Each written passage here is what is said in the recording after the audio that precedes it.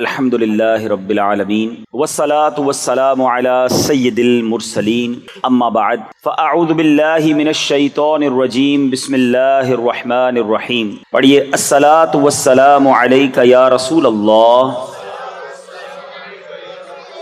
وعلی آلک واصحابک یا حبیب اللہ. الصلاة والسلام علیک یا نبی اللہ وَعَلَىٰ آلِكَ وَأَصْحَابِكَ يَا نُورَ اللَّهِ. درود پاک پڑھنے کے بے شمار فضائل و برکات ہیں. کعبے کے بدر الدجا، طیبہ کے شمس الضحیٰ، دافع جملہ بلا، شافع یوم جزا، صلی اللہ تعالی علیہ وسلم کا فرمان عالی شان ہے. حدیث پاک کا مضمون ہے کہ بے شک تم میں سے میرے قیامت کے دن سب سے زیادہ نزدیک وہ ہوگا جس نے دنیا میں مجھ پر سب سے زیادہ درود پاک پڑھے ہوں گے. یہ بظاہر تو ون لائنر حدیث ہے، لیکن اگر اس حدیث کے پیچھے جو ریوارڈ ہے، جو انعام ہے، اس پر غور کیا جائے تو اٹس ناٹ آرڈنری تھنگ. کیونکہ قیامت کا دن جو ہے نا، the most difficult day, the day of judgment, قیامت کا دن بہت خطرناک دن ہے. اس سے زیادہ خوفناک دن نہ کبھی آیا نہ پھر کبھی آئے گا. اور اس دن تکلیفوں کا عالم یہ ہوگا کہ زمین تانبے کی، کبھی سخت گرمی پڑ رہی ہو اور آپ پسینے سے گھر آئیں، پسینے سے شرابور ہوں، اور آپ سے کوئی سوال و جواب شروع کر دے. گھر والے بھی پوچھتے ہیں تو آپ کہتے ہیں تھوڑی دیر رک جاؤ، ابھی مجھے تھوڑا سانس لینے دو، اس وقت میں اس کیفیت میں نہیں ہوں کہ تم سے بات کر سکوں. ٹھیک ہے. اسی طرح سخت گرمی میں ہمیں کوئی اپنے گھر کے باہر 5 منٹ کھڑا کر دے، 5 منٹ، شاید 5 منٹ بھی ہم سے کھڑا نہ رہا جائے، ہم اتنے پسینے سے شرابور ہو جاتے ہیں. قیامت کا دن 50,000 سال کا دن ہوگا اور لوگ اپنے پسینے میں ڈبکیاں کھا رہے ہوں. الامان والا فیس. پھر صرف یہی ایک تکلیف بھی بہت تھی، اب اس میں حساب و کتاب ہوگا، نامہ اعمال کھولے جائیں گے، پل صراط سے گزارا جائے گا، میزان پر اعمال تولے جائیں گے. کوئی ایک پرابلم ہو تو بتایا جائے. سب کے سامنے سب کچھ کھل رہا ہوگا. آج ہم یہاں بیٹھے ہیں، ہمارے عیب چھپے ہوئے ہیں. لوگ تو ہمیں معزز سمجھتے ہیں نا، لوگوں کو تو نہیں پتا کہ ہماری کون کون سی خطائیں ہیں. ہم جانتے ہیں، رب جانتا ہے. مگر اس دن ساری دنیا کے سامنے نامہ اعمال کھلیں گے. خوش نصیب ہوں گے جن کے اعمال نامے پر پردہ ڈالا جائے گا اور جنہیں بلا حساب جنت میں داخل. اس ساری سچویشن میں اتنے ڈیفیکلٹ دن، وہ کون سی ہستی ہوگی جس نے کام آنا ہے؟ وہ کون ہوگا جس کی بات سنی جائے گی؟ وہ کون ہوگا جو شفاعت کریں گے؟ There is nobody else سوائے رسول پاک علیہ الصلوۃ والسلام کی اور کوئی نہیں ہوگا جو اس دن شفاعت کریں گے. گناہ گاروں کو اللہ کی بارگاہ سے شفاعت کر کے جنت کی طرف لے جائیں گے، ان تمام مشکلوں سے نکالیں گے. اور کیسے نکالیں گے؟ بریلی کے تاجدار امام اہل سنت، امام عشق و محبت اعلیٰ حضرت ایک نقشہ کھینچتے ہیں اور بتاتے ہیں کہ ٹھیک ہے، بہت ڈیفیکلٹ ڈے ہے، پیاس بہت لگے گی، مگر آپ لکھتے ہیں ٹھنڈا ٹھنڈا، میٹھا میٹھا، پیتے ہم ہیں پلاتے یہ ہیں. ایک ایسا دن جب ماں بھی نہیں پوچھے گی، والد بھی قریب نہیں آئے گا، لوگ ایک دوسرے کو پہچاننے سے انکار کر دیں گے. مگر کون ہوگا جو وہاں بھی کرم فرمائیں گے؟ اعلیٰ حضرت لکھتے ہیں ماں جب اکلوتے کو چھوڑے آ آ کہہ کے بلاتے یہ، باپ جہاں بیٹے سے بھاگے لطف وہاں فرماتے یہ ہیں. اعمال نامے کھولے جائیں گے، عیب کھل رہے ہوں گے، مگر رنگے بے رنگوں کا پردہ دامن ڈھک کے چھپاتے یہ ہیں. اپنی بنی ہم آپ بگاڑے، کون بنائے؟ بناتے یہ ہیں. اب ذرا آگے چلیے. جب وزن ہلکے ہو رہے ہوں گے تو اپنے کرم سے ہم ہلکوں کا پلہ بھاری بناتے یہ ہیں. پل صراط سے گزرنا ہوگا تو سلم سلم کی ڈھارس سے پل سے پار چلاتے یہ ہیں. ذرا غور تو کیجئے، وہ کون سی مشکل ہے جہاں نبی پاک موجود نہیں ہوں گے. واللہ واللہ میرے آقا سے محبت کیوں نہ کی جائے، کیوں نہ ان سے ٹوٹ کر پیار کیا جائے. ارے وہ دن جب ماں نہیں قریب آئے گی، والد قریب نہیں آئے گا. آقا اپنے امتیوں کو تلاش کر رہے ہوں گے. ایک صحابی رسول نبی پاک کی بارگاہ میں حاضر ہوئے، عرض کرتے حضور یہاں جب بھی جی گھبراتا ہے، آپ کا دیدار کرتے دل کو ٹھنڈک پڑ جاتی، آپ کے دیدار سے آنکھیں ٹھنڈی ہو جاتی ہیں. قیامت کے دن تو آپ کے پاس بہت سارے انبیاء، صدیقین، شہداء ہوں گے. حضور اس وقت آپ کو کہاں ڈھونڈیں گے؟ کبھی امیجنیشن کی آپ نے قیامت کے دن کی؟ میں آپ کو ایک امیجنیشن بتاتا ہوں، ایک تصور بتاتا ہوں. جو حج پر گئے میری بات جلدی سمجھ جائیں گے. حج کے دن عرفات کے میدان کا منظر ذرا یاد کیجیے. 30 لاکھ 35 لاکھ لوگ ہوتے ہیں نا، اور کتنے ہوتے ہیں؟ 40 لاکھ. مگر جس کو تواڑی پنجابی وچ کہتے کہ رش کہتے کس کو لگ پتا جاتا ہے. ایک عوام کس کو کہتے ہیں، کراؤڈ کس کو کہتے ہیں. ایک بندہ بچھڑے پھر ملنا مشکل. اس قدر عوام. سوچا قیامت کے دن کتنے لوگ. فرام دا فرسٹ ڈے حضرت آدم علیہ السلام سے لے کر ٹل دا ڈے آف ججمنٹ، قیامت کے دن تک اس زمین پر جتنے لوگ آئیں گے، اربوں خربوں، یہ سب محشر کے میدان میں ہوں گے. 40 لاکھ کے مجمع میں گھبرا جاتے ہیں ہم. اربوں کے مجمع میں کیسے ڈھونڈیں گے نبی پاک کو؟ کیسے جائیں گے نبی پاک کے قریب؟ کیسے مانگیں گے ان سے شفاعت؟ کیسے ان سے جناب آب کوثر کا پیالہ طلب کریں گے؟ کیا ریلیونٹ کوسچن تھا نا کہ حضور آپ کو تلاش کدھر کریں گے. سنو نبی پاک نے کیا جواب دیا. آقا فرماتے ہیں، حدیث پاک کا مضمون ہے، اگر مجھے تلاش کرنا ہونا تو حوض کوثر پر آ جانا، اپنے پیاسے امتیوں کو جام پلا رہا ہوں گا. کہ حضور اگر وہاں نہ پاؤں تو ایسا کرنا، پل صراط پر آ جانا، اپنے امتیوں کو پل سے پار چلا رہا ہوں گا. حضور اگر وہاں نہ ملے تو وہاں نہ ملوں تو میزان پر آ جانا، جہاں میرے امتیوں کے اعمال تولے جا رہے ہوں گے، ان کے پلڑے بھاری کر رہا ہوں. اللہ اکبر. کیوں اتنی فکر ہے اپنے امتیوں کی؟ ہیں اور انبیاء قیامت کے دن کہیں گے اذهبوا الی غیری، کسی اور کے پاس جاؤ. فقط ایک ہستی ہوگی جو کہے گی انا لہا. کیا خوبصورت بات مولانا حسن رضا خان صاحب لکھتے ہیں کہ کہیں گے اور نبی اذهبوا الی غیری، میرے حضور کے لب پر انا لہا ہوگا، آ جاؤ میرے غلام. اب مجھے بتائیے، اب اس حدیث کی طرف دوبارہ آتا ہوں. اب یہ تمام تخیلات، یہ امیجنیشن ذہن میں رکھیے، اور یہ سارا ہم سب کو فیس کرنا ہے. اس سے آنکھیں چرانا چھوڑ دیں، اس کی پریپریشن کریں، اس کی تیاری کریں. ٹیکس ریٹرن کی ڈیٹ آتی ہے تو تیاری کرتے ہیں کہ جناب اب آنے والا ہے ٹیکس ریٹرن ہے. کسی ملک کا انٹرویو، ویزا کا انٹرویو ہوتا ہے تو اس کی فائل تیار کرتے ہیں.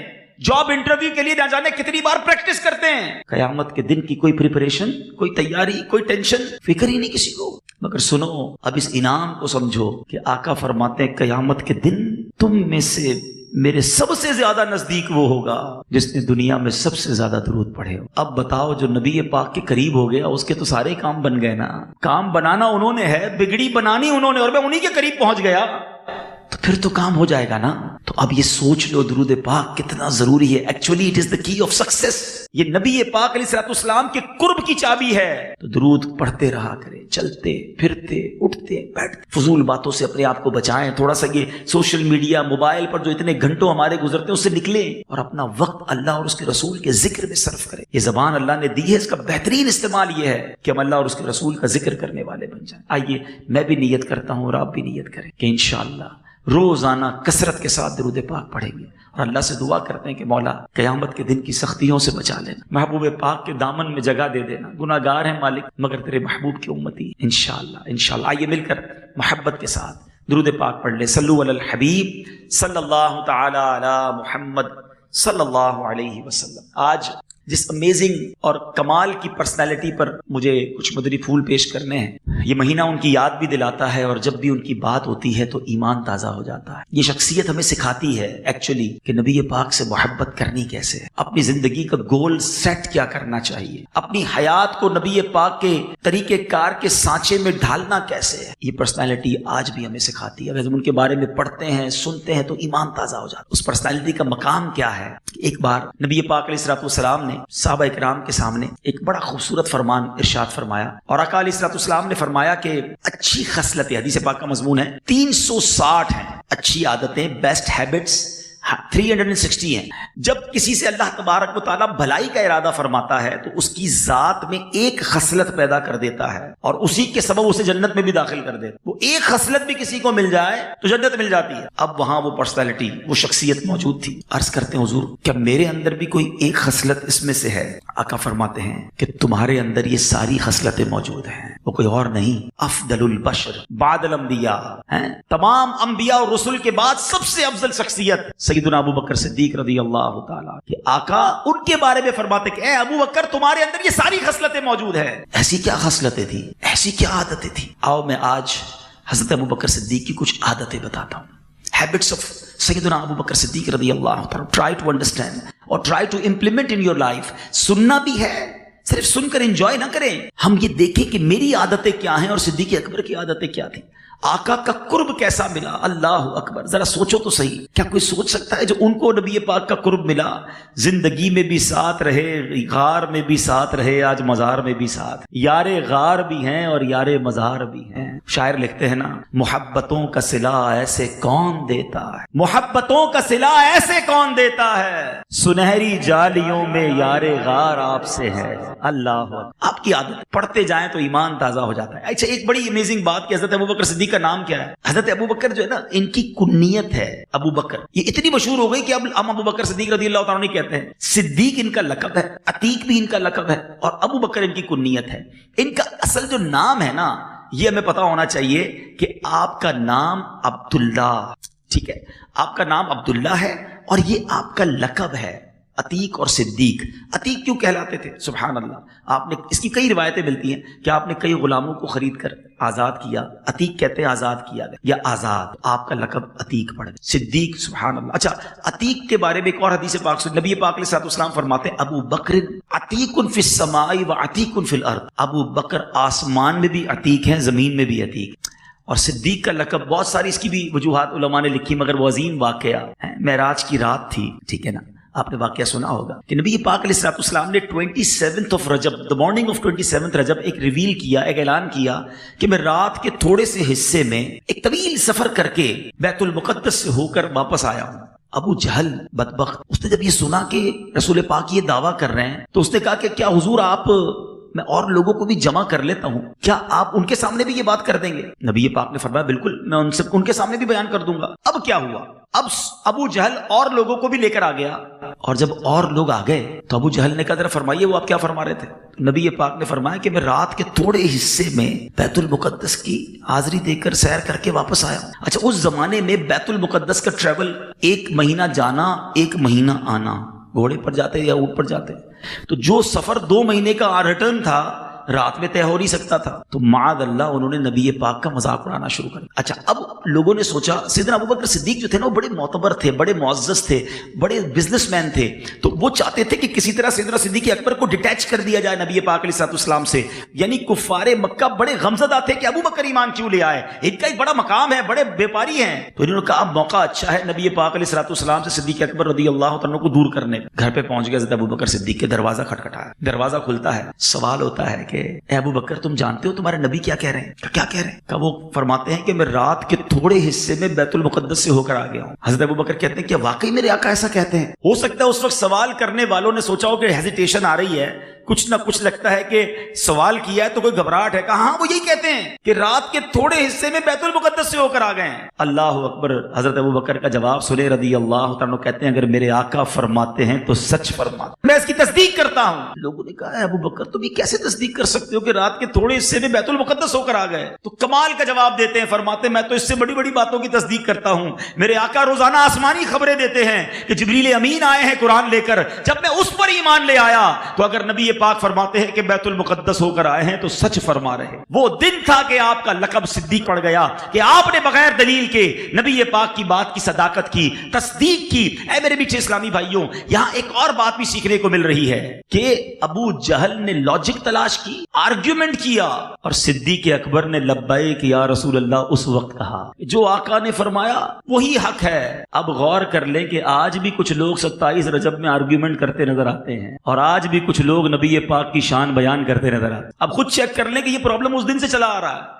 Every morning of the 27th Rajab, from that day, problem کرنے والے پرابلم کرتے ہیں. اچھا وہ آرگیومنٹ کیا کرتے ہیں کہ جناب معراج تو ہوئی تھی مگر خواب میں ہوئی تھی. چلو آج اس کو بھی سالو بھی کر دیتے ہیں, ٹھیک ہے. بڑا لاجیکلی, میں کوئی روایتوں کی طرف نہیں جاتا, بڑا لاجیکلی کوشچن, پڑھے لکھے سمجھدار لوگ بیٹھے ہیں. ابو جہل کا اور کفار مکہ کا اعتراض کرنا کہ یہ ہو ہی نہیں سکتا, یہ کس بات پر تھا؟ کیا خواب پر اعتراض تھا؟ بھائی آپ صبح اٹھیں اور آپ کا بیٹا کہ ابو رات کو خواب میں امریکہ گیا تھا, اس کے بعد لندن بھی گیا, اور پھر ابو میں کراچی بھی گھوم کے اٹھا تو بستر پہ تھا. تو آپ کا بیٹا کوئی بات نہیں, ساری لوگ رات گھوم رہے ہوتے خواب میں, کوئی مسئلہ نہیں, سو جا واپس, کوئی ٹینشن نہیں نا, خواب میں تو سبھی گھوم رہے ہیں. اگر نبی پاک نے یہ دعویٰ کیا تھا 27 رجب کی صبح کہ جناب میں خواب میں بیت المقدس ہو کر آیا, تو پھٹا ہی نہیں تھا. پھر یہ جھگڑا بتا رہا ہے کہ نبی پاک کا دعویٰ یہی تھا کہ میں جسمانی طور پر گیا ہوں. تو یہ بڑا نارمل کلیئر ہو گیا کہ پیارے آقا جسمانی طور پر جانے کا دعویٰ کر رہے تھے. ابو جہل اور اس کی لوگ جو تھے وہ اعتراض کر رہے, اور صدیق اکبر نے فوراً مان لیا. تو سمجھ ہی آ گئی بات کہ آج بھی جب آپ کے سامنے قرآن و حدیث کی کوئی بات پیش کی جائے تو ہمارا کام لبیک کہنا ہے. ہر چیز میں لاجک تلاش کرنا, ہر چیز میں کہنا جناب پہلے اس کی لاجک بتائیے. ارے میری آپ کی عقلیں تھوڑی ہیں, کبھی پہلی جماعت کے بچے کو 10ویں جماعت کی کتابیں سمجھ آتی ہیں؟ میٹرک کے اسٹوڈنٹ کو MBBS MBBS کی کتابیں سمجھ آ سکتی ہیں. ارے ہم دنیا میں اپنا ڈسٹینس رکھتے ہیں, یار ابھی پہلی جماعت میں اس کو 10ویں جماعت کی کتاب نہ دو. میری آپ کی عقلیں تھوڑی, اللہ کی شان, اس کی قدرت کے نظارے, اس کے حبیب کو اس نے کیا اختیارات دیے, ضروری ہے ہر بات میری عقل میں آئے. اگر حدیث کے ذریعے, قرآن کے ذریعے یہ بات پہنچی ہے تو جو پنجاب کے لوگ کہتے ہیں وہ صحیح کہتے ہیں کہ اسی منن والے ہیں, سوچن والے نہیں ہیں. ہاں منن والے بنے. جب نبی پاک کی یہ شان اور صدیق اکبر کو لقب وہاں سے ملتا ہے کہ انہوں نے بغیر چون چرا کے لبیک کہا اور صداقت کر دی, تصدیق کر دی کہ جے میں مانتا ہوں نبی پاک فرماتے ہیں تو حق فرماتے. تو ایک عادت تو صدیق اکبر کی یہ پتا چلی کہ شریعت کے معاملے میں, اللہ اور اس کے رسول کے معاملے میں ماننا ہے. اس میں ہر بات میں لاجک نہیں تلاش کی جاتی. ٹھیک ہے, ہم آج صدیق اکبر رضی اللہ عنہ کی عادتوں پر بات کر رہے ہیں تو پتہ تو چلے کہ وہ کون کون سی عادتیں تھی, کہاں پہنچ گئے. مرتبہ تو دیکھو. غلام جو ہے نا آقا کی شان بیان کرے, یہ تو غلام کی ذمہ داری ہے کہ نبی پاک کی شان بیان کرے. مگر اس صحابی رسول کی قسمت پر ہماری جانیں قربان کہ جس کی شان نبی پاک بیان فرمایا ہے. پیارے آقا علیہ الصلوۃ والسلام کی بارگاہ میں ایک بار صدیق اکبر آئے, نبی پاک اپنی جگہوں پر کھڑے ہو گئے اور صدیق اکبر کو گلے لگایا اور ان کے منہ پر بوسہ دیا. مولا علی موجود تھے, شیر خدا, کہتے یا رسول اللہ آپ ابو بکر کا منہ چومتے ہیں. فرمایا اے علی, ابو بکر کا میرے یہاں وہ مرتبہ ہے جو میرا مرتبہ میرے رب کی بارگاہ میں ہے. اس قدر نبی پاک ان سے پیار فرماتے تھے. اللہ اکبر. سب سے پہلے ایمان لائے نا. اچھا یہ دوستی ایسا نہیں تھا کہ نبی پاک علیہ الصلوۃ والسلام نے اعلان نبوت کیا اور صدیق اکبر آ گئے. نہیں, پیارے آقا اور حضرت ابو بکر صدیق رضی اللہ عنہ کو جو ساتھ تھا نا, 18 ایئرز ایج تھی حضرت ابو بکر صدیق کی, 20 سال عمر تھی نبی پاک کی, 20 سال کا ساتھ تھا اور یہ 18 سال کی عمر سے نبی پاک کے ساتھ تھے. اور جیسے ہی نبی پاک نے اعلان نبوت کیا سب سے پہلے لبیک کہہ کر کلمہ پڑھ لیا صدیق اکبر. ایک اور بات اس سے سیکھنے کو ہے, آج میں کوشش کر رہا ہوں کہ ایک ایک واقعہ اور اس سے کچھ لیسن بیان کرتا جاؤں. اب سیکھنے کو کیا ملا ذرا مجھے بتائیے گا, ماشاءاللہ آپ کی معلومات کا بھی تھوڑا ٹیسٹ ہو جائے. سب سے پہلے مردوں میں ایمان کون لایا؟ حضرت ابو بکر صدیق رضی اللہ عنہ. سب سے پہلے عورتوں میں ایمان کون لایا؟ حضرت خدیجۃ الکبریٰ رضی اللہ عنہ. سب سے پہلے بچوں میں ایمان کون لایا؟ مولا علی کرم اللہ تعالی وجہ الکریم. یہ تین کون تھے؟ کبھی غور کی. دا موسٹ کلوزسٹ پرسنالٹیز, نبی پاک علیہ الصلوۃ والسلام کے سب سے زیادہ قریب جو لوگ تھے نا, بہترین دوست, زوجہ محترمہ, اور وہ بچہ جو نبی پاک کی آغوش میں پرورش پا رہا ہے, مولا علی کرم اللہ تعالی وجہ الکریم. یعنی اس کا مطلب کیا ہوا کہ آج دنیا میں کسی شخص کو دور سے دیکھے نا بعض اوقات بڑا اچھا لگتا ہے, قریب جائے تو بندہ کہتا ہے میں تو کچھ اور ہی سمجھ رہا تھا. جب تک کاروبار نہیں کیا تھا تو بڑا سچا دکھتا تھا, کاروبار کیا تو لگ پتا گیا کہ یار اس کی تو باتیں ہی دوسری ہیں. رشتہ داری نہیں کی تھی تو سب سے اچھا مجھے یہ لگتا تھا, جیسے ہی رشتہ داری کی تو اس کے تو سارے معاملے سامنے آ گئے, اس کی تو ٹوری چینج ہو گئی. ہمارے ساتھ جناب رشتہ کرنے کے بعد اس کے تو ڈیمانڈیں ہی ختم نہیں ہوتی. مذہبی لوگ بیٹھے ہیں, میں اپنے بارے میں بات کرتا ہوں, ہمارے مذہبی لوگوں کے لیے درس ہے کہ جب ہمیں لوگ دور سے دیکھتے ہیں کہتے ہیں کتنا نیک ہے, کیا جب ہمارے قریب آتے ہیں تب بھی انہیں یہ احساس ہوتا ہے؟ قریب آ کر عموماً لوگوں کے عیب کھلتے ہیں. میرے آقا کی شان دیکھو, جو جتنا قریب ہوا ویسا دیوانہ ہو گئے. سب سے پہلے ایمان لائے وہ لوگ جو سب سے قریب تھے, وہ جانتے تھے کہ آپ صادق ہیں, آپ امین ہیں, آپ اللہ کے حبیب ہیں. سبحان اللہ سبحان اللہ. تو اب صدیق اکبر رضی اللہ عنہ کی بات ہو رہی ہے اور آپ کی مبارک عادتوں کی بات ہو رہی ہے. آپ رضی اللہ تعالیٰ عنہ کی کیا شان میں بیان کروں. آپ واحد صحابی ہیں جو 4 نسلوں کے صحابی ہیں. آپ کے والد صحابی, آپ خود صحابی, آپ کے بیٹے صحابی اور آپ کے پوتے صحابی. اللہ اکبر. صدیق اکبر رضی اللہ تعالیٰ عنہ کے والد حضرت ابو قحافہ, آپ حضرت ابو بکر, آپ کے بیٹے عبد الرحمن اور ان کے بیٹے محمد بن عبد الرحمن, یہ چاروں صحابی ہیں. لیکن غیرت کیسی تھی صدیق اکبر میں؟ اب سنو دوسری عادت. عادتیں تو بہت ساری ہیں, اس ایمان کے نام پر غیرت ہونی چاہیے. کمپرومائز کر لیتے ہیں ہر بات پر. آپ کے بیٹے عبد الرحمن ایمان نہیں لائے تھے. ایک غزوے میں وہ دشمن کی فوج, کفار کی فوج کی طرف سے آئے. تھوڑے ٹائم بعد جب ایمان لے آیا تو کہتے ہیں بابا جان ایک وقت ایسا آیا تھا کہ جب میں سامنے والوں کی فوج کی طرف سے آیا تھا نا, آپ میری تلوار کے نیچے آئے تھے, میں نے اس لیے چھوڑ دیا کہ آپ میرے والد ہیں. آپ فرماتے بیٹا اگر تم میری تلوار کے نیچے آتے نا تو میں نے نہیں چھوڑنا تھا کہ تم نبی پاک کے دشمن کی طرف سے آئے تھے. یہ ہے عشق رسول کا تقاضا. حدیث تو سنی ہے نا, لا یؤمن احدکم حتی اکون احب الیہ من والدہ وولدہ والناس اجمعین. میرے آقا نے تو پیرامیٹر بیان کر دیا نا کہ تم اس وقت تک کامل مومن نہیں ہو سکتے جب تک میں تمہارے نزدیک تمہاری اولاد, تمہارے والد اور سارے گھر والوں سے زیادہ محبوب نہ ہو جاؤں. ہم سب کہتے تو یہی ہیں کہ نبی پاک پر ہماری جان قربان, مگر کیا پریکٹیکلی ایسا ہے؟ جب بچے کی خوشی سامنے آتی ہے کیا کریں, بچوں کے لیے کرنا پڑتا ہے. ارے جناب آپ کے گھر میں سب کیا ہو رہا ہے, شادی میں کتنے برے کام ہو رہے ہوتے ہیں, لیکن لوگ جواب میں کیا کہتے ہیں, کیا کرے بچی کی خوشی, تمہارا کدھر گیا عشق رسول. بات یہ ہے کہ جب دین کی بات ہے اور خاص طور پہ نبی پاک علیہ الصلوۃ والسلام کی بات ہے تو پھر کوئی اور نہیں چاہیے, سب کچھ قربان. صحابہ کرام کا تو نبی پاک سے گفتگو کرنے سے پہلے ہی انداز یہ تھا, فدا کا امی و ابی یا رسول اللہ, حضور ہمارے ماں باپ آپ پر قربان. اس کے بعد بات شروع ہوتی تھی. سیکھو صدیق اکبر رضی اللہ تعالیٰ عنہ سے. ہاں دین جو ہے نا وہ کمپرومائز کا نام نہیں کہ جناب کبھی ادھر سودا کیا کریں یار, اتنی زبردست ڈیل آئی تھی مارکیٹ میں, اتنا بڑا نفع نظر آ رہا تھا, تھوڑا ہی تو جھوٹ بولنا تھا نا, کیا کروں جناب اب مارکیٹ میں کرنا پڑتا ہے, میں نہ دیتا رشوت تو کوئی اور رشوت دے کے مال چھڑا لیتا, میں تھوڑا بہت سود کا کام اسی لیے کر رہا ہوں کہ جناب تھوڑا سا بڑا کام کرنا ہے. کدھر گیا عشق رسول؟ صرف زبانی دعوے. اگر نبی پاک سے محبت کرنی ہے تو بٹس اینڈ پارٹس میں نہیں ہوگی, پھر واقعی دل و جان سے ہوگی. کسی صورت پر حرام کی طرف نبی پاک کا امتی کیسے جائے, آقا کا عاشق کیسے نبی پاک کی نافرمانی کر سکتا ہے. آگے سنو, صدیق اکبر رضی اللہ عنہ کی عادتوں پر بات ہو رہی ہے.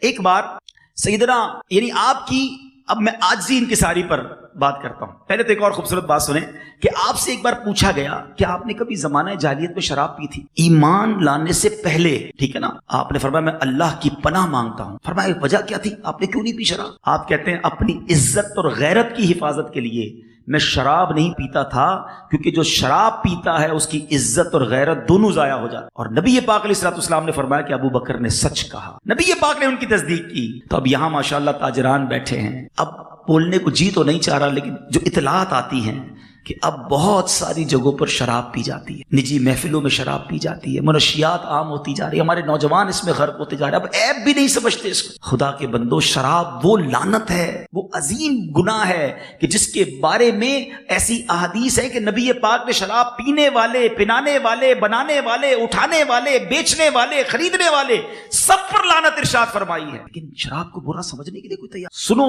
صدیق اکبر ایمان تو بعد میں لائے, مگر اللہ نے کیسا شریف النفس بنایا تھا کہ پھر بھی شراب سے دور رہے, اس بری عادت سے ہمیشہ محفوظ رہے. یہ ہے صدیق اکبر کی ایک اور شاندار عادت. آگے چل, اللہ اکبر. آپ حضرت عمر فاروق کا واقعہ سنیں کہ آپ رات کے وقت مدینہ منورہ میں کسی محلے میں رہنے والی ایک بوڑھی عورت کے گھریلو کام کاج کر دیا کرتے تھے. آپ اس کے لیے پانی لاتے تھے اور اس کے تمام کام سر انجام دیتے تھے. حسب معمول بڑھیا کے گھر آئے تو دیکھا کہ سارے کام ان سے پہلے کوئی کر گیا. دوسرے دن تھوڑا جلدی آئے تو پھر دیکھا وہ کام کوئی کر گیا. آپ حیران کہ میں ڈیوٹی تو میری تھی, حالانکہ آپ بھی حضرت عمر فاروق تھے, مگر دیکھیں یہ صحابہ کرام کا انداز تھا کہ کسی غریب کی مدد کر دی جائے. مگر اب حیران ہے 2 دن سے کہ مجھ سے پہلے یہ کوئی کام کر جاتا ہے. ایک دن آپ دن میں آ کر ہی چھپ گئے کہ دیکھوں تو صحیح کون ہے جو مجھ سے پہلے کر کے جاتا. تو دیکھا کہ خلیفہ وقت امیر المومنین حضرت ابو بکر صدیق رضی اللہ تعالیٰ عنہ تشریف لائے, اس نابینا بڑھیا کے سارے کام کیے. آپ حیران ہوئے, خلیفہ ہونے کے باوجود ایسے کام. تو آپ نے ارشاد فرمایا ابو بکر ہی تو ہیں جو مجھ سے نیکیوں میں سبقت لے جاتے ہیں. حضرت عمر حضرت ابو بکر صدیق کا بڑا جس کو کہنا ایک خوبصورت مقابلہ نظر آتا ہے کہ کسی طرح میں نیکیوں میں آگے بڑھ جاؤں. مگر غزوہ تبوک کا جو وہ ایثار تھا, وہ سب کچھ لانا تھا اور اپنے گھر میں کچھ نہ چھوڑنا تھا. حضرت عمر فاروق نے وہ تاریخی جملہ کہا کہ میں ابو بکر سے نیکیوں سے آگے نہیں بڑھ سکتا. اللہ. ایک بار حضرت ابو بکر صدیق رضی اللہ عنہ کی ایک اور عادت سنو. آپ جب خلیفہ نہیں بنے تھے نا تو مدینے کی بچیاں کچھ تھیں جو آپ کے پاس آتی تھیں, اور وہ آپ کے ساتھ جب آتی تو آپ ان کی بکریوں کے دودھ دھو دیا کرتے تھے. تو اب آپ کی خلافت کا اعلان ہو گیا. تو بچیوں نے کہا کہ حضور اب تو آپ خلیفہ بن گئے, اب ہمارا یہ کام تو آپ نہیں کریں گے. کہا نہیں, میرے اندر تم کوئی فرق نہیں دیکھو گی, آپ بھی لے آیا کرو. خلیفۃ المسلمین ہیں. مدینے کی بچیاں اپنی بکریاں لاتی اور سیدنا ابو بکر صدیق اس سے دودھ دھو دیا کرتے تھے. اب آئیے لیسن, عادتیں تو سن لی نا. آپ خلیفۃ المسلمین کا مطلب سمجھتے ہیں, نبی پاک کے خلیفہ تھے, ساری دنیا کے مسلمانوں کے لیڈر تھے, کتنا بڑا عہدہ تھا. مگر نہ اسٹائل تبدیل ہوا نہ عادتیں تبدیل ہوئی. ہمیں تو ایک عہدہ ملے تو ٹوری چینج ہو جاتی ہے, تھوڑے پیسے بڑھ گئے تو اب اسٹائل ہی بدل گیا. کوئی عہدہ مل گیا, کوئی اقتدار مل گیا, کوئی ٹیگ لگ گیا ہمارے ساتھ تو پیری زمین پر نہیں ہے. سوچو تو صحیح ہے, کیسی غلامی ہے نبی پاک کی. کہیں ایسا تو نہیں کہ ہم تکبر میں گرفتار ہو جاتے ہیں. سیکھو صحابہ کرام سے, بلکہ انہوں نے کس سے سیکھا؟ اللہ کے حبیب علیہ الصلوۃ والسلام کا مرتبہ تو سوچئے نا. رسول پاک علیہ الصلوۃ والسلام ہی از the reason of all creation. نبی پاک وہ ہیں جن کے سبب کائنات بنی ہے. مگر عاجزی کا عالم یہ ہے کہ غلاموں کے ساتھ بیٹھ کر کھانا کھا رہے ہیں, غلاموں کے گھروں پر جا کر دعوتیں کھا رہے ہیں, اپنی سواری پر اپنے غلاموں کو بٹھا رہے ہیں. یہاں لوگ اپنی گاڑی میں اپنے کسی ملازم کو بٹھانا اپنی شان کے خلاف سمجھتے ہیں, ساتھ بیٹھ کر کھانا تو دور کی بات ہے. اللہ نہ کرو ایسا, سیکھو ان سے. کہ آپ خلیفۃ المسلمین بن کر بچیوں کے جناب بکریوں کا دودھ دھو رہے ہیں. کہیں ایسا نہ ہو کہ تکبر کی عادت ہمیں برباد کر دے. اگر مال مل بھی گیا, مرتبہ مل بھی گیا, اللہ نے عزت دے بھی دی, تو کس نے دی ہے؟ وَتُعِزُّ مَن تَشَاءُ وَتُذِلُّ مَن تَشَاءُ. یقین کرنا وہ جب چاہے نا یہ عزت کی چادر کھینچ لے گا. ہم نے عزت داروں کو ذلیل ہوتے دیکھا ہے. انسان سے ایک غلطی ہوتی ہے, اس کے بعد وہ منہ دکھانے جیسا نہیں رہتا ہے. ایک جملہ نکلتا ہے انسان کی زبان سے, اس کے بعد وہ پورے معاشرے کو منہ دکھانے جیسا نہیں رہتا. مال دیا تو رب نے دیا نا. بزرگ بیٹھے پوچھیں ان سے, انہوں نے کتنے ایسے کیس دیکھے ہوں گے کہ کروڑ پتی کیسے کنگال ہوتا ہے. زکات دینے والا زکات لینے والا بنتے دیکھا گیا. یہ سب کیسے ہوتا ہے؟ رب جب چاہے واپس لے لے. میرا کچھ نہیں ہے, اس میں میرا کوئی کمال نہیں ہے. ڈرتے رہا کرو. اللہ کرے ایسی کیفیت بن جائے کہ میری نعمتیں بڑھے نا, تو مجھ پر یہ برڈن اور بڑھ جائے کہ اب مجھے شکر اور کرنا ہے. یا اللہ میری اوقات ایسی اور تو مجھے اتنا دے رہا ہے. کبھی آنکھوں میں آنسو آئے جب اللہ کی طرف سے نعمت ملے, تو کبھی سر جھکا کہ مولا میں اتنا گناہگار اور مجھ پر اتنی عطائیں. نیک لوگ بےچارے پریشان ہیں اور میں گناہگار. ڈرو اس سے کہ کہیں یہ دنیا ہی میں تو نہیں دیا جا رہا, آخرت میں ہمارے لیے اگر حصہ نہ ہوا تو کدھر جائیں گے. بزرگان دین کے ایسے واقعات ملتے ہیں کہ جب آپ کو نعمت ملتی ہے آپ زاروں کی طرح روتے. لوگ پوچھتے کیوں رو رہے ہیں؟ کہتے میں اس لیے ڈر لگ رہا ہے کہ کہیں جو ہم نے دنیا میں نیکیاں کی ہیں وہ ادھر ہی صلہ نہ دے دیا جائے اور آخرت میں کوئی حصہ نہ بچے. اللہ کا شکر ادا کرنا, کبھی تکبر نہ کرنا, کبھی اپنے آپ پر پراؤڈ نہ کرے. جو دیا ہے رب نے دیا ہے اور وہ جب چاہے واپس لے سکتا ہے. اگر چاہتے ہو نا نعمتیں باقی رہیں, زوال نعمت سے بچ جاؤں اور یہ بڑھتی رہیں, ملٹی پلائی ہوتی رہیں, تو رب نے قرآن میں وعدہ فرمایا ہے لَإِن شَكَرْتُمْ لَأَزِيدَنَّكُمْ. تم میرا شکر ادا کرو میں تمہیں اور ادا کروں. شکر ادا کریں, پراؤڈ نہ کریں. غریب لوگوں کا خیال رکھو. یار آپ سوچو تو صحیح کہ امیر المومنین حضرت ابوبکر صدیق اور حضرت عمر فاروق پہ مقابلہ کیا ہو رہا ہے کہ نابینا بڑھیا کے گھر کے برتن بھرنے, اور ہم ہیں کہ ہم کہتے ہیں میں کسی غریب کے گھر جاؤں, میں کسی کا اپنے ہاتھوں سے کام کروں. یہ نیکیاں چھوڑا نہ کرو. یہ وہ نیکیاں ہیں جب کسی غریب کے دل سے دعا نکلے گی نا, وہ طوفان ٹال دے گی, وہ مشکلیں ساری حل کر دے گی, کیونکہ وہ دعا بڑی دل سے نکلتی ہے. اور اسی طرح غریب کے دل سے اگر ہائی نکل گئی نا تو بربادی ایسی ہوگی کہ آپ سوچ نہیں سکتے. ایک بات یاد رکھنا, یہ چلتے پھرتے لوگوں کو جو دل توڑ رہے ہوتے ہیں نا, کھڑے ہو جاؤ ادھر سے, کیوں بیٹھے ہو, دیکھتے نہیں ہو میرے سامنے بلند آواز سے بات نہ کرو, مسل کر رکھ دوں گا, جانتے نہیں میں کون ہوں. غریب آدمی پر روب جماتے ہو, بیچارہ کیا کر سکتا ہے. اپنے ملازم کو ڈانٹتے رہتے ہیں, جب چاہے دل میں آیا کسی کا دل توڑ دیا, کیا کر لے گا. آپ بیچارے کے پاس ہے کچھ نہیں, اس کے پاس واقعی بظاہر کچھ نہیں ہے, مگر اگر دل سے اس نے پکار لیا نا رب کو, تو مظلوم کی دعا عرش تک جاتی ہے. میں ایک جملہ کہنے جا رہا ہوں, ذرا غور سے سنیے گا.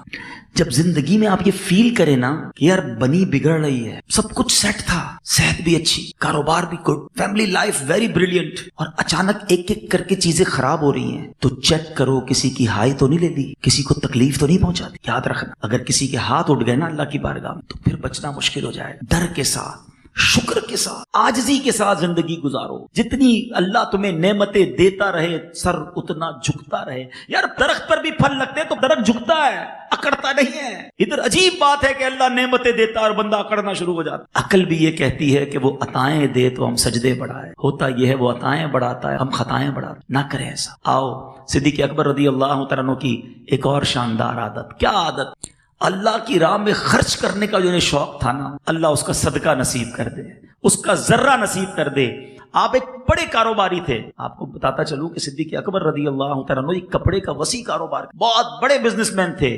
آپ کے پاس ایک بار 40,000 درہم یا 40,000 دینار تھے, سارے کے سارے راہ خدا میں خرچ کر دی. نبی پاک علیہ الصلوۃ والسلام کے ساتھ اٹیچمنٹ کیسی تھی؟ ٹھیک ہے ہماری دوستی ہوتی ہے بعض اوقات, لیکن پیسے بورو کرنے پڑتے ہیں نا, یار تھوڑے سے دینا واپس دے دوں گا. دوستی میں بھی یہاں تک ہی ہوتا ہے نا معاملہ. مگر صدیق اکبر رضی اللہ تعالیٰ نبی پاک علیہ الصلوۃ والسلام کے ساتھ اتنا اٹیچ تھے, حدیثوں میں الفاظ ملتے ہیں کہ نبی پاک علیہ الصلوۃ والسلام صدیق اکبر رضی اللہ تعالیٰ کا مال ایسے استعمال کرتے تھے جیسے اپنا مال استعمال کرتے. اس قدر سبحان اللہ. اور پھر سنو میرے آقا کا وہ ارشاد, فرماتے ہیں مجھے کسی کے مال نے اتنا فائدہ نہیں دیا جتنا ابو بکر کے مال نے فائدہ دیا. یہ کیسی شخصیت, اللہ کی راہ میں خرچ کرنے کے لیے ہر وقت تیار رہتے تھے. مگر آج اس عادت سے ہم نے کیا سیکھا ہے؟ آج 2.5% زکوٰۃ لوگوں کو بھاری پڑتی ہے. کسی طرح مولوی صاحب کوئی طریقہ بتاؤ کہ کوئی رینٹ کی پراپرٹی لے لیں, کوئی ایسا سسٹم بنا لے کہ ہمیں زکوٰۃ نہ دینی پڑے. بہانے ڈھونڈتے ہیں لوگ, ہمارے پاس آتے ہیں بہانے ڈھونڈتے ہیں کہ زکوٰۃ بچ جائے, زکوٰۃ نہ دینی پڑے. ارے اللہ کے بندو بہانے ڈھونڈو کہ کس طرح خرچ کروں اور جنت کے اکاؤنٹ میں چلی جائے. یہ پیسے جو ہے نا اتنی نہ جانے,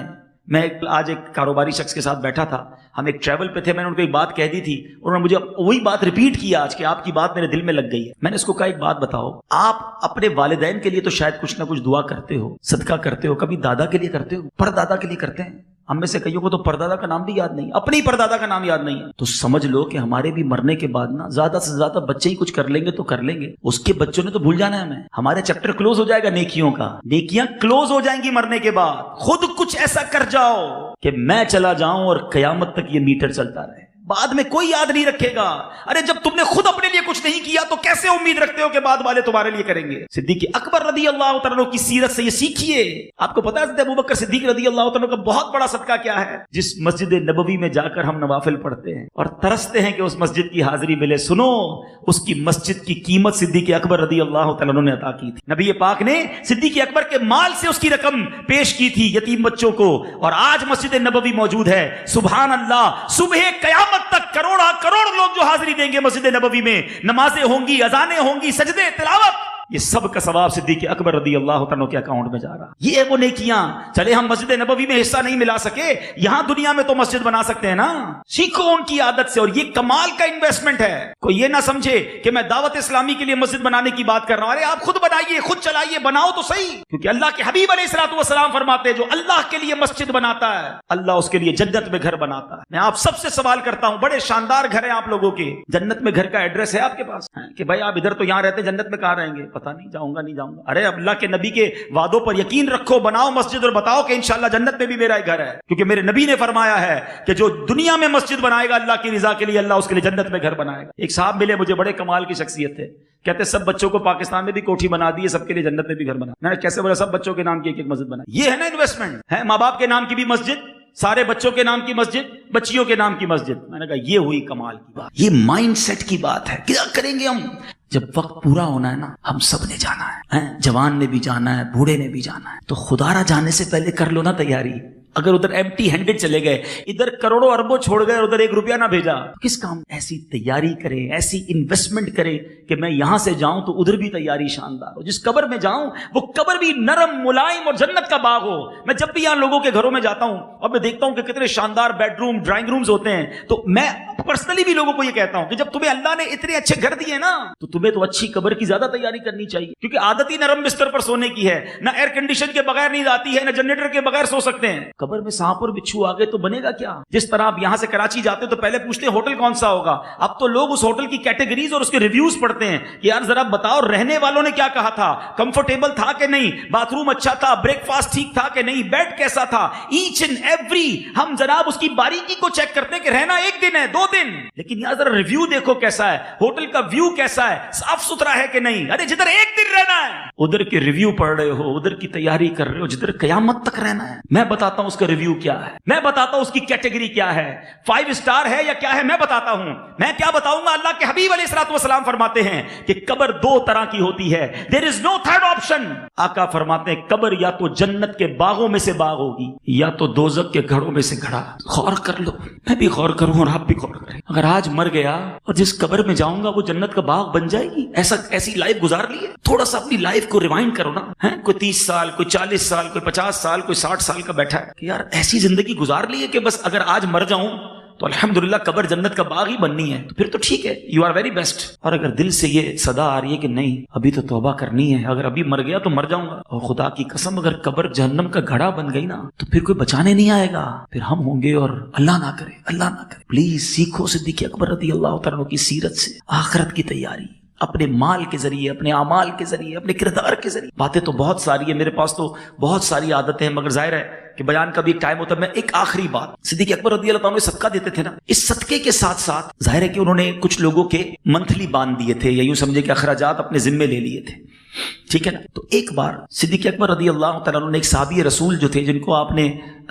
پیسے دیتے تھے آپ, ان سے جو ہے وہ کچھ تکلیف پہنچی, تو آپ نے قسم کھا لی کہ میں اب اس کو پیسے نہیں دوں, اب اس کی مدد نہیں کروں گا. ہمارے ساتھ بھی کبھی کبھی ایسا ہوتا ہے کہ جس کے ساتھ بھلائی کرے وہی بندہ ہمیں تنگ کر رہا ہے, بتا آپ اس کا خرچہ بند کر دو. بدلہ لیتے ہیں نا, اس نے برا کیا تو ہم نے بھی بند کر دیا. سنو, صدیق اکبر رضی اللہ تعالیٰ عنہ نے جب یہ کیا نا تو قرآن کی آیت نازل. وہ آیت کیا ہے ذرا سننا, اللہ کرے کہ یہ آیت اور اس کا مفہوم اور اس کا میسج آج میں سمجھانے میں کامیاب ہو جاؤں اور آپ سمجھنے میں کامیاب ہو جائیں. اللہ قرآن میں فرماتا ہے بسم اللہ الرحمن الرحیم، پارہ 18 سورہ نور آیت نمبر 22. اللہ فرماتا ہے وَلَا يَأْتَلِ أُولُو الْفَضْلِ مِنْكُمْ وَالسَّعَةِ أَنْ يُؤْتُوا أُولِي الْقُرْبَى وَالْمَسَاكِينَ وَالْمُهَاجِرِينَ فِي سَبِيلِ اللَّهِ وَلْيَعْفُوا وَلْيَصْفَحُوا أَلَا تُحِبُّونَ أَنْ يَغْفِرَ اللَّهُ لَكُمْ واللہ غفور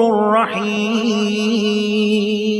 اب ذرا ترجمہ سن، کیا میسج ہے. اور قسم نہ کھائیں وہ جو تم میں فضیلت والے اور گنجائش والے، قرابت والوں اور مسکینوں اور اللہ کی راہ میں ہجرت کرنے والوں کو دینے کی، اور چاہیے کہ معاف کریں اور درگزر کریں. وَلْيَعْفُوا وَلْيَصْفَحُوا، چاہیے کہ معاف کریں اور درگزر کریں. جب یہ کریں گے تو ملے گا کیا؟ سنو، قرآن کہتا ہے کیا تم اسے دوست نہیں رکھتے؟ تم یہ نہیں چاہتے کہ اللہ تمہاری بخشش کرے اور اللہ بخشنے والا مہربان. اس آیت میں صدیق اکبر کی شان کیسے بیان ہوئی؟ قرآن نے کیا کہا؟ اولو الفضل. اللہ اکبر، یعنی قرآن اللہ فرما رہا ہے سیدنا صدیق اکبر رضی اللہ عنہ کے بارے میں کہ یہ فضیلت والے ہیں. اور صدیق اکبر نے جب یہ سنا نا تو آپ نے کیا کہا کہ بے شک میری آرزو ہے کہ اللہ میری مغفرت فرما دے، میں نے معاف کیا، میں اس کا کفارہ ادا کروں گا قسم کا، اور ان کا خرچہ جاری کر دوں گا. اے میرے میٹھے اسلامی بھائیوں، اس آیت سے سبق یہ ملا کہ اللہ معاف کرنے والوں کو پسند کرتا ہے، بدلہ لینے والوں کو نہیں. ارے انہوں نے برا کیا، میں بتاؤں گا میں کون، میں نہیں چھوڑوں گا. لوگوں نے رشتہ داریاں ختم کر دی ہیں، دوستیاں ختم کر دی ہیں، دیکھنے کے لیے تیار نہیں ایک دوسرے کو، ایک دوسرے کی دعوت گھر میں شادی میں بھی نہیں جاتے. ارے ذرا مجھے نہیں بلایا تھا، میں کیوں بلاؤں؟ میں گیا دعوت پہ، ملاقات ہی نہیں کی مجھ سے، اب ختم، رابطہ ہی ختم. ایک بار میرے ساتھ بدتمیزی کر دی. مجھے سمجھ نہیں آتا کہ ایک طرف تو ہم اپنے آپ کو نبی پاک علیہ الصلوۃ والسلام کا غلام کہتے ہیں اور عادتیں ساری ان کے خلاف والی ہیں. وہ نعت تو کئی بار جھوم جھوم کر سنی ہوگی نا کہ سلام اس پر کہ جس نے گالیاں سن کر دعائیں، سلام اس پر کہ جس نے خون کے پیاسوں کو قبائیں دی. ارے میرے آقا برا بھلا کہنے والوں کو دعائیں دیتے، پتھر برسانے والوں کو دعائیں دیتے. اور آج نہ ہم اپنے گھر والوں کو معاف کرنے کے لیے تیار ہیں، نہ مسلمانوں کو معاف کرنے کے لیے تیار. نہ کرے ایسا. شب قدر کی دعا یاد ہے؟ سب کو یاد ہو. کبھی معنی سمجھا اس کا؟ اللہم انک عفو، اے اللہ تو معاف کرنے والا، تحب العفو، تو معافی کو پسند کرتا ہے. فاعف عنی، اللہ مجھے بھی معاف کر دے. اللہ سے یہ عرض کرتے ہو کہ اللہ تو معافی کو پسند کرتا ہے، خود معافی کو پسند کرتے ہو، خود تو معاف کرنے کے لیے تیار نہیں ہے. نہ کرے یہ دشمنیاں.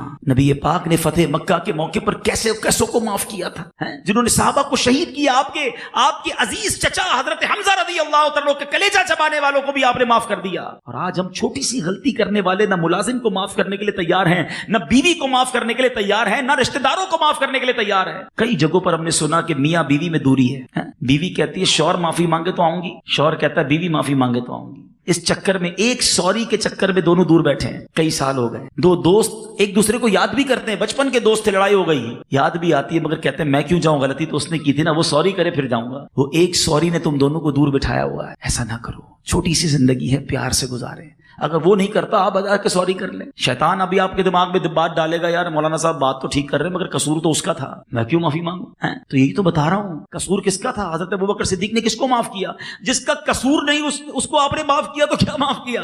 معافی تو بنتی اسی کی ہے جس نے قصور کیا ہو.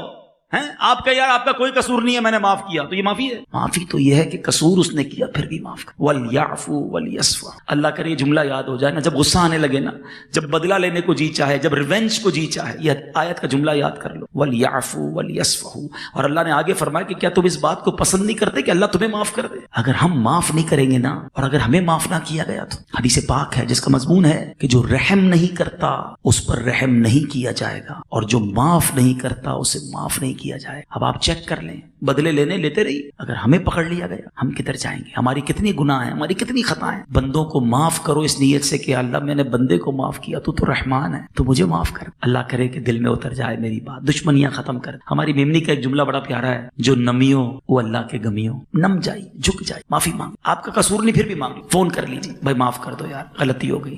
اچھا معافی بھی بعض اوقات مانگنے نہیں آتی. کچھ لوگوں کی معافی بھی ایسی ہوتی ہے جو قابل معافی ہوتی ہے. بھائی دیکھو معافی مانگ رہا ہوں، معاف کرنا ہے تو کر دو، پھر نہیں مانگوں گا.